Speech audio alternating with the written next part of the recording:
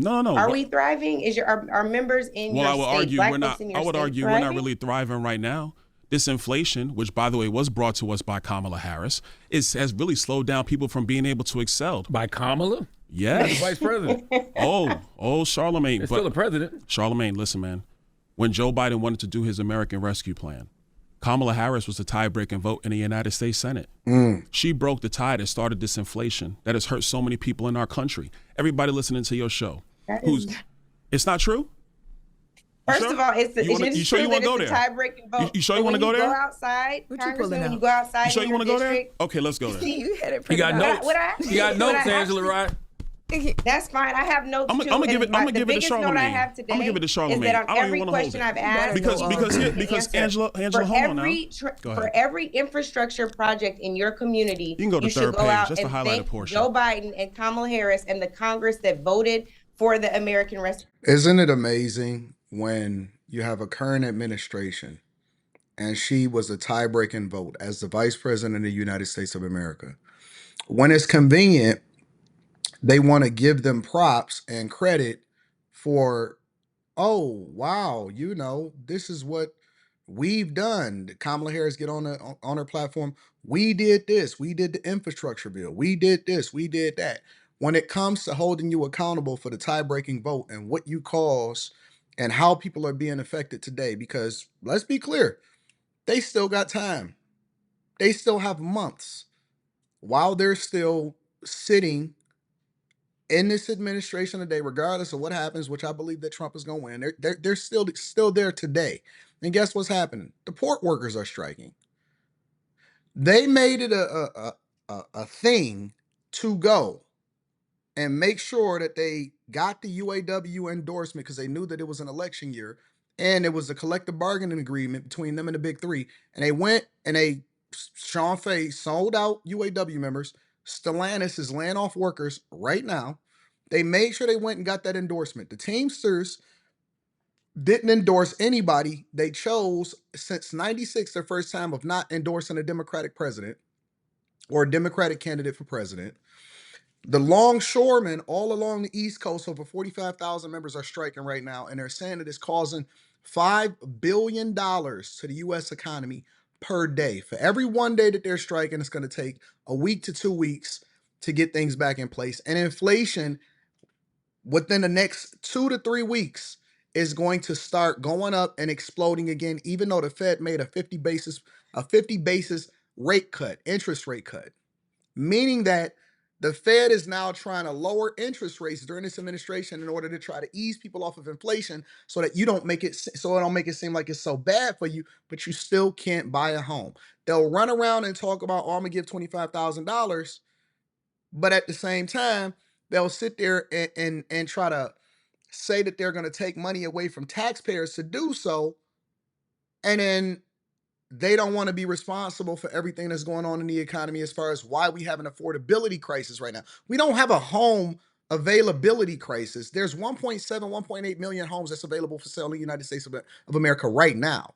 We have an affordability crisis. So then when Byron Donalds come up here cooking and he says, hey, listen, she cast a tie-breaking vote, and he's going to explain, it turns into a debate show because they want none of the responsibility of holding them accountable for what America's experienced over the last 3.5 years, but they want all of the credit when they find it convenient, depending on who it is that they're standing in front of and being asked a question, and then they try to punt off any of the responsibility of the things that they do and the things that they're still doing while they're currently in the House right now. She was the tie-breaking vote that ultimately caused for inflation to happen and for people to suffer and get kicked out of their homes and for interest rates to go up and make it unaffordable for you to be able to buy homes. But then they always talk about how they want to create a problem, or they don't talk about the problem that they created that they then talk about solving by then giving you a handout that basically handcuffs you to the Democratic Party. How did this turn into a debate show with Angela? She knows nothing. This chick she's nothing but a tool, a plant. She's the new Tesla Figueroa on the Breakfast Club because for some reason they thought that she was a little bit, maybe she can handle the heat a little bit more after Vivette came up and cooked Tesla. And Byron is no slouch. He is a beast. But let me let him cook. Plan. Angela, that's what should be happening. Larry Summers wrote an op-ed back in 2021. Larry Summers was the Treasury Secretary for Bill Clinton. He was an economic advisor to Barack Obama. He said that the American Rescue Plan that Joe Biden wanted, that Kamala Harris was the tie-breaking vote in the United States Senate, would create a massive inflation that we have not seen in a generation. Well, guess what? Larry Summers was correct. Look at Charlamagne ain't saying nothing after he read that paper that Byron done. I want to know what's on the paper. You know who also was correct, Angela? I was, because I was in the budget committee when they brought the bill. And I said in that committee, it's going to cause massive inflation. That's what happened. So the problem we have in our economy today is that prices have gone up massively. Wages adjusted for inflation is down. People's pocketbooks are hurting. Smart. But we have a presidential election in 40 days. So, and I'm gonna ask Envy this question. Envy, you're in the housing business as well. I know because I watch. Figure out how I listen to the show. Interviewed. No, I'm just asking them a question. Chill, Angela. Always a combative woman that's on the Breakfast Club to make things difficult instead of letting this man get his point across. Cook. So I listen to the show. I know you do a lot of business in housing. Would you hire somebody that broke up stuff in one of your houses to fix the other houses? No. Exactly. She broke the economy. I'm not going to do this morning, Byron. Why are you not going to do this, Angela? Because I'm bringing facts. Hold on now. So now I'm bringing facts and you don't want to do it no more? Come on now, Angela. That's not right. I'm bringing facts and you don't want to. I'm going to have a fact-based conversation. I want to have a fact-based conversation. You wanted to bring up votes. And so let's talk about votes. Cook. Oh, wait a minute. Why are we going to deflect away from that? We don't want to have a conversation no more. So what he basically said for us C students, because Byron is a little bit smarter than the rest of us. You know what I'm saying? That's why he's in the position that he's in. What he's basically saying is, why would we vote in a person to fix a problem that they created? Why will we give them a promotion to be president of the United States of America when it was a tie-breaking vote of the thing that made you suffer? Why would we do that? Why does that make sense? He cooked. He cooking all day long. And now they want to move the goalposts because the classic deflection, whether you're talking about relationships or you're talking about economic prosperity or you're talking about politics, is I'm not going to do this with you today. Now they're going to move the goalposts. And Charlamagne, we all know that he a tool. That's why he quiet.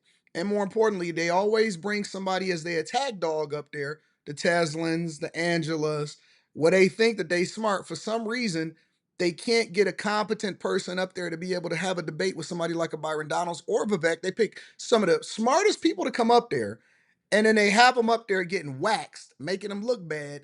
And then the classic deflection is, well, I'm not going to do this for you. I'm not going to do this to you.